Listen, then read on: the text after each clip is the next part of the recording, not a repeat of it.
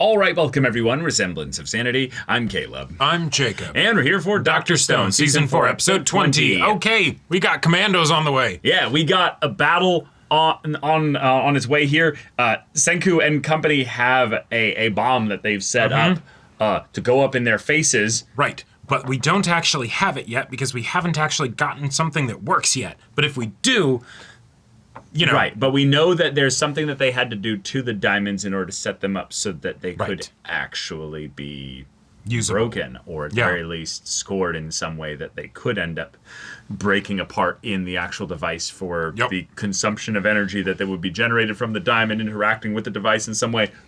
That's the sci-fi part of it. We don't need to understand that, but I think what's exciting is that, okay, we now have a very, very specific, if this works, then we get the ability to send a fully charged Medusa wave towards them. They cannot defend against that. And if we have someone far enough away, then like Suika, then they can come in with all the revival fluid they need and revive specifically who we want. And then, in a lot of ways, we also then have Stanley at our mercy. Right. You could take Stanley's, petrified body and bring it with us and go, cool, now we can leverage this against Zeno. We can leverage this against everybody. We now have both of your best people in custody. I'm curious to see if they do something where, anticipating a trap, Stanley doesn't commit all his forces at once, and then they have to do something to bait Stanley to send in everybody, right? They have to use the fact that Zeno's in there in some way, or, do some funky mind games, right? Like get some mentalist stuff going on in order to make it be like, all right. Or Zeno has to pull a play to basically be like, I think that at this point, I can't win this battle here.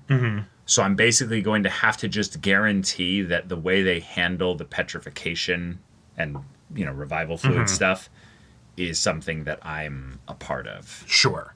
And if he can maybe be in physical proximity to a revived Stanley that's, tied up and everything, then, maybe something can be done. Yeah. But all right, y'all, without further ado, let's get into this. Oh! Bwah! I feel like you don't want to be saying this in front of Zeno. It doesn't matter. He's gonna get hit by it too. Yeah. Yeah. Yeah, they've always been handy. What are you talking about?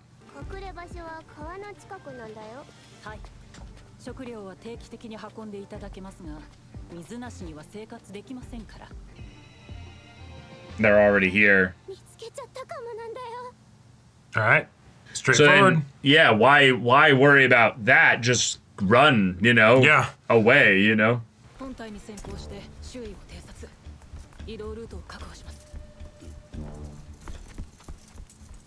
Oh, nice I POV. love that point of view, yeah. Ah, okay. Smart. Yeah.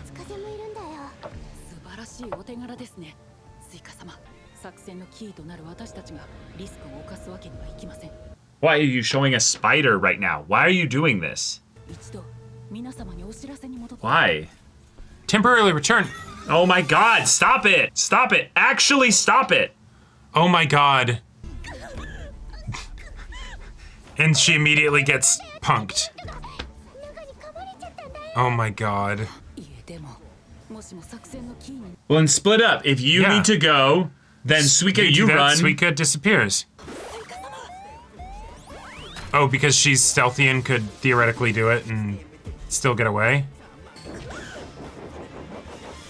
Whoa, but this actually might be a way that they let them know.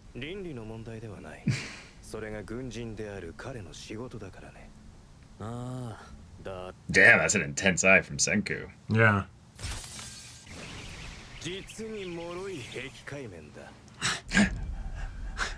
What a line. No, I think the cleavage plane is right here.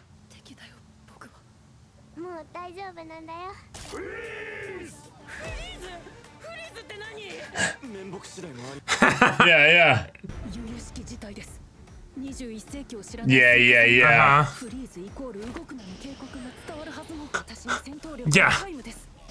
But you could be a great distraction. Throw Oh, a knife shit. to the sword expert. Okay, I love that. Holy shit. That is great. So you have to land in such a way. You're our one hope. Oh my god. Brr. We have two hostages. But he relied on you. Yeah, that's right.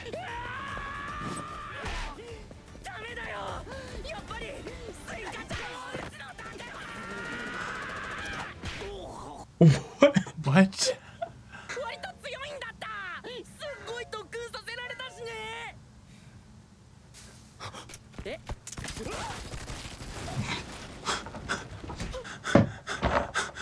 I can't. There are many questions to have right now. I love the boss music though. Okay. Oh my god, wait. They're soldiers. Which means you could surrender.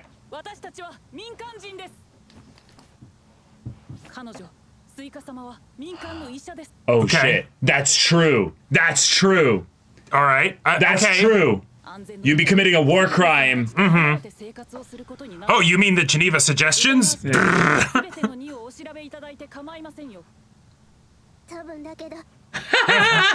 Okay. All right. Well, Yep. there were Yep. so many ways that this could have gone. Yep.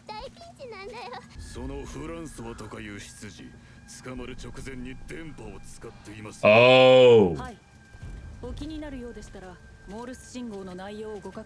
Did they send someone else away? Interesting. Very Fun. All right. clever.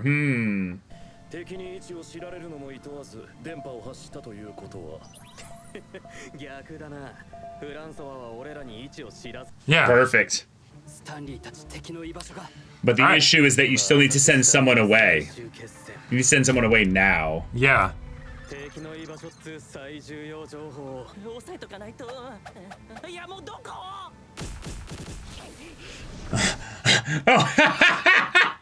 Oh crap. Okay.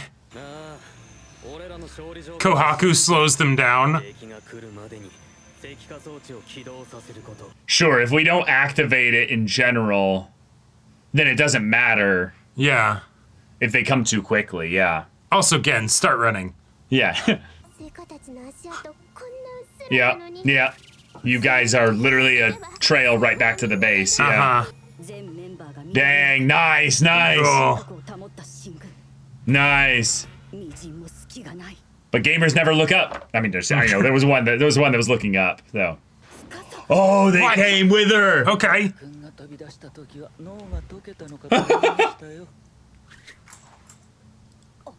I love it. Holy shit. Yes. Only problem, though, is that now they know that you're going to be trying to weaponize. No, not necessarily. Oh. Fantastic. Yeah. And soldiers Yeah. will recognize it. Yeah.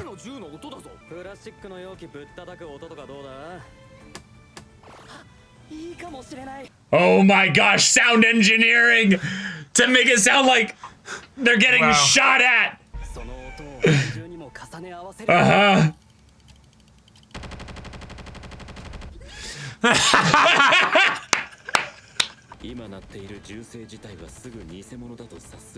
But it came from something. Right. No.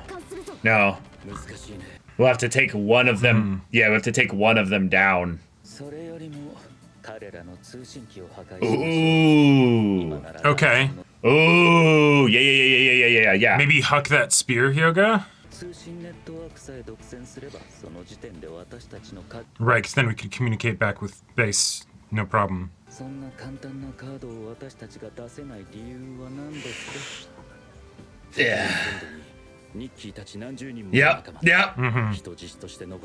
Yeah. Yep.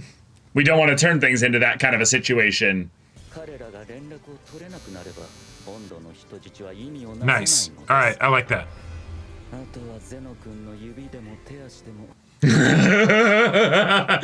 Holy shit. Okay. Yeah, acceptable prices to pay. Yeah. Who said I'd ask permission?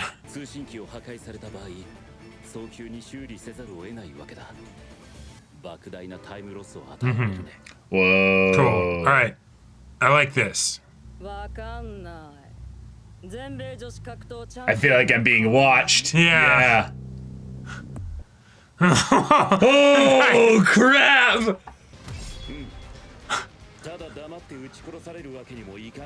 Okay. What about side by side with a friend? Yeah, I could do that. Oh, fuck. Well, thankfully their friend's going into melee too. Yeah. Oh, shit. Jesus! She just built differently. Whoa! All right, so they got close real quick. Well, I think he might have took a hit. Oh, okay. naked Kohaku. All right. Gotcha. Yeah. My back is carded. Yeah. Fuck.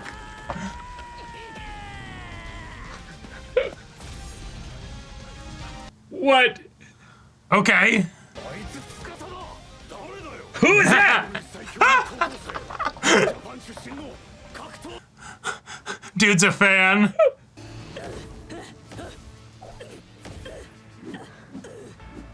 Yeah, it's just a jiu-jitsu match. Mm-hmm.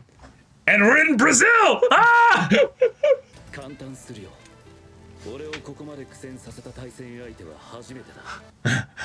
Didn't look like you were struggling. Oh!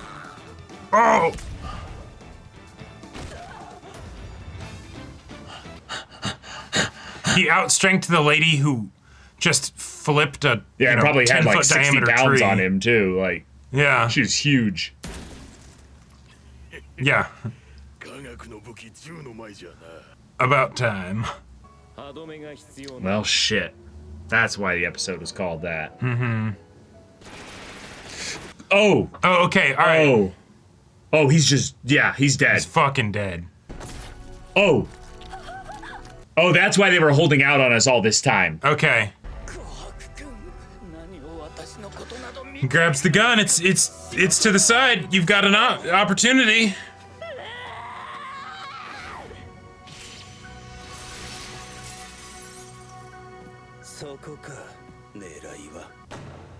Whoa. The show had been holding back and pulling its punches all this time to deliver them all in one salvo. Okay. Well done, show. Well done. Yep. You actually had, like, made me doubt that you were actually capable of... Yeah. But damn it, it could have been Ginro. Yeah, it worked. Mm-hmm.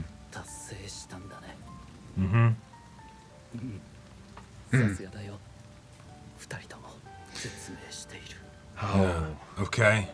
Oh, Oh, shit. Kohaku's...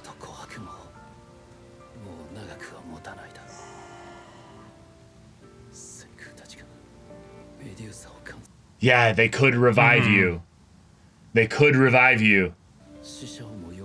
Yeah, who knows? Who knows? All right, okay. Who knows?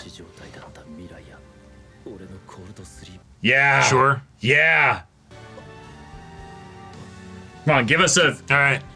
Yeah, us a this is fist where you bump. do the fist into the sky. I probably doesn't have the strength. No. Or the...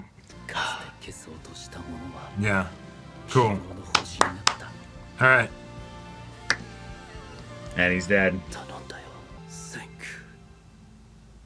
All right. Cool.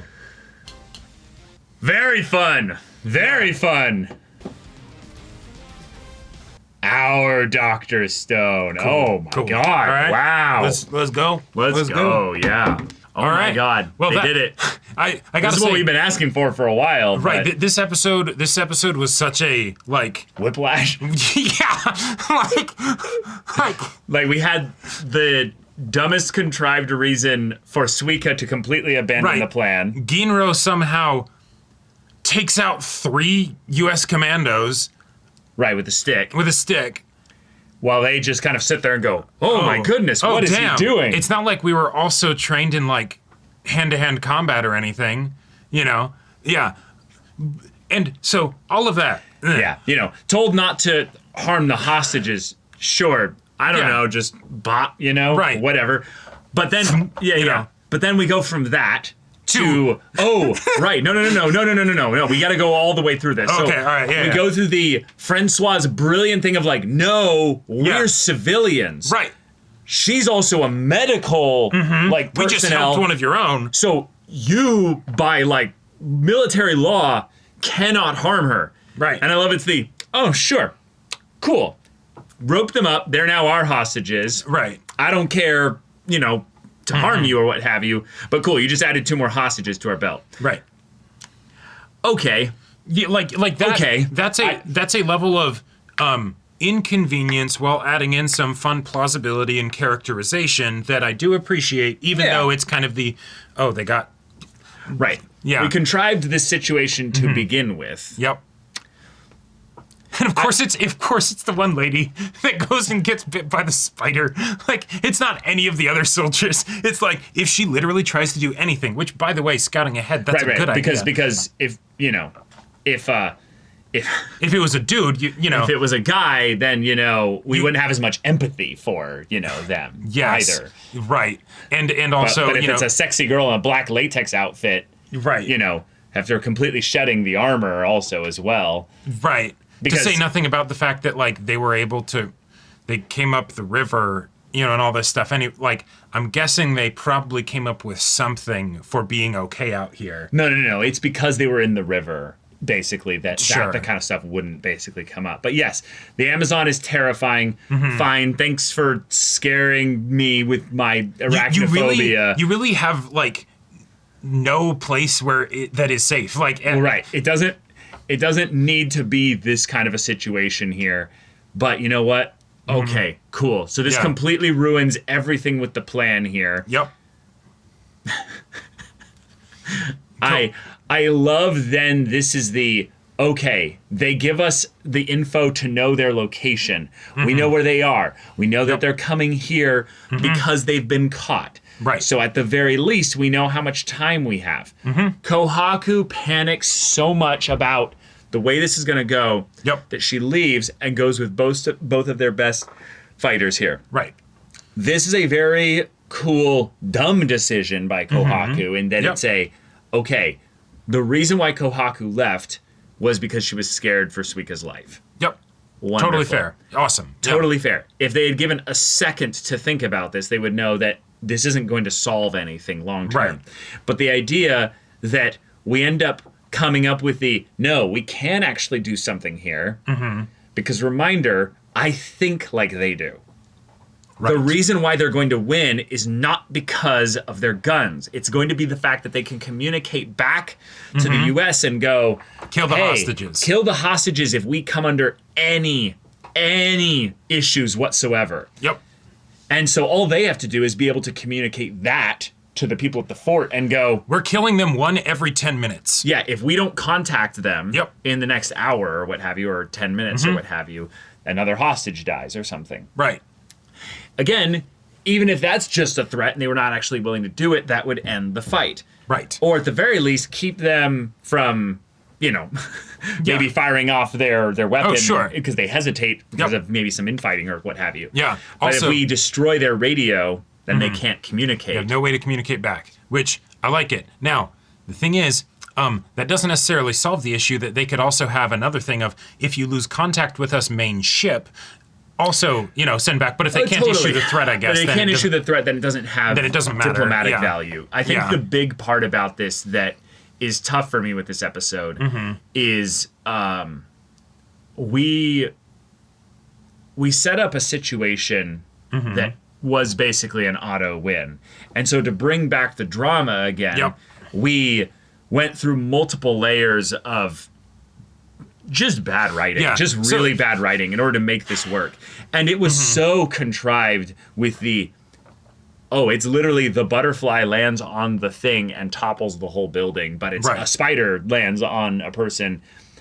And our good characters, rather than continuing on the mission, go, we should watch them and spy on them and sit here ignoring what we were supposed to do because... Yeah. Like, it's... So okay. And then we get the really cool actual fight there with also the most insane kind of reasons as to why they weren't all immediately shot, only for them to later get shot at a point where it's just, okay, now the plot has decided that they should all die here. Yeah, it's... Yeah.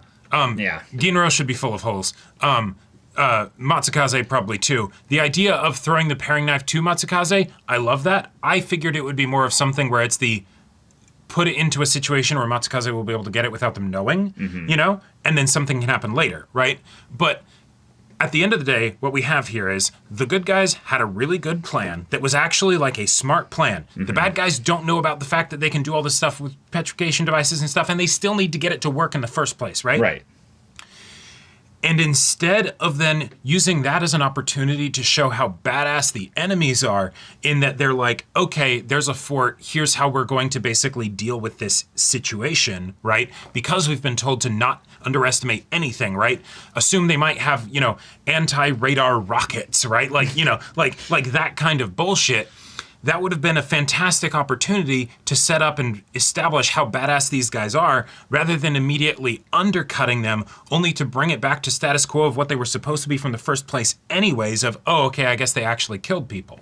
And the effect of, you know, Tsukasa, you know, fighting this person who flips a tree, like that, also completely grounding whatever, you know, out the window, right? Like, you know, I get that they all have maxed stats, but there were limits, right? And then going power for power against her and like punching through the tree rather than going around while he's trapped under the tree. He's gonna die here, so we have to have to give him a badass, right? Which, hey, I'm all for that. I think you definitely could have figured out how to do it better. But then, yeah, okay, cool. They have guns, blam, dead. But I feel like you need to have people that are inconvenient die in order for that to actually land. Because we have Hyoga already dead. Okay, cool. All right. But the other two, we basically set up they might actually be okay because maybe the petrification thing happens and then they're able to be healed. And the thing is, that's fun and everything. Yeah. But if you're going to do that in the first place, have that happen with fucking Ginro or whatever, right? Have that happen with other people where it's the... oh, fuck, no, we're really screwed. I get that Kohaku's dead, right? But she also did the dumb thing, right? Like, there were other people that did dumb things as well. So, you know, I don't know. It's the kind of thing where this is something where I'm with you in that I very much like where we ended the episode with. It's just, for whatever reason, Dr. Stone now has the question of, if this is what you were holding all your punches for... So it's not an issue of whether you're willing to do it or not. Right, but also you have the safeguard of, like, they're not actually going to die probably, so why save it until now? You could have, you know. Right, why save it until now? It's the, we need to make it as close as possible so, you know, builds up the drama. I do like the hostages thing there. I feel like that's the best written part of this whole thing here, is that they're actually really terrifying if they're able to make contact with the fort, because then it can say, hey... this was something we've always thought about. Zeno is the kind of person where we're actually pretty chill with him no longer being someone that we need to survive as a whole here. And I also really like... and I know you have the revival fluid, you know, formula and everything, but... also, still. Having... and this is a little thing, but given, like... Hyoga going through no, this is actually what we need to deal with, and these are the things we could do. We could torture Zeno and all that stuff, and it's like, oh, but we wouldn't do that, right? I do like the idea that because Hyoga is now out of this, they don't have the people that actually would be like, no, shut the fuck up, you guys are squeamish, I'm going to lock myself in a room with Zeno, and you're going to hear him scream, right? Like, you know. Yeah. But... yeah. But now he's gone. He's gone. And so it's like, okay, all right, cool. Yeah. There was a fun bit of characterization for Stanley here, in the idea that Stanley does not factor ethics into his decision-making, which we know to be false. He has multiple times before this as well had basically an ethical practice to his use of weapons and such. The only person that he's tried to murder with extreme prejudice was Senku, basically. Right. He had 3 people lined up in his sights as a sniper and went for the like waiting approach rather than going pop, pop, pop, you know. There's aspects to him that showcase a contradiction to him being, yes, a soldier who follows orders. And so that was kind of the point of the other thing that was ridiculously silly this episode. Now, it's another maxed stats kind of thing, but it's I'm going to machine gun the stick to pieces. And the bullets don't go through the stick. None of them do, because that's how good with a gun he is. I think that's silly, but okay, let's go with that. But it's this is a characterization moment. This is something where he doesn't see him even remotely as a threat. Even though he just took out 3 of your guys. Well, temporarily. No, he didn't take them out. He knocked them to the side and caused a nice distraction. Sure. But as far as a point of this episode here, it gave Francois the information that, oh, we can use ethics here. We can use codes of conduct amongst military personnel. That's an example of, I would say, clever establishment writing for what's going to be the way that they solve this conflict later. Because Stanley is not going to just follow whatever your orders are, Zeno. And that's fun. Because if we end up coming to a place where Stanley is going to be a friend, he's going to get Nakamud. Yeah. This is why. This is the setup as to why. We got here through some very whack even for Dr. Stone. Causal relationships with events and stuff. Like even for Dr. Stone, this was pretty whack. The consequences being real, though, somewhat, is a good step in the right direction, because I don't have any strong like worries about losing these characters as much. I do really like the Tsukasa moment of like the revival fluid and the petrification stuff is something that is borderline miraculous. So I'll wish upon my star that is the rest of you as I die. Yeah. Yeah, that's awesome. That's awesome. Yeah. And then also the fact that Kohaku, one of our fan favorite OG village characters, is potentially just dead. Is potentially just gone. Yeah, now I like she's moving barely because she was shot the fewest times of everybody. Obviously, she was shot at least twice from the gunshots that we heard.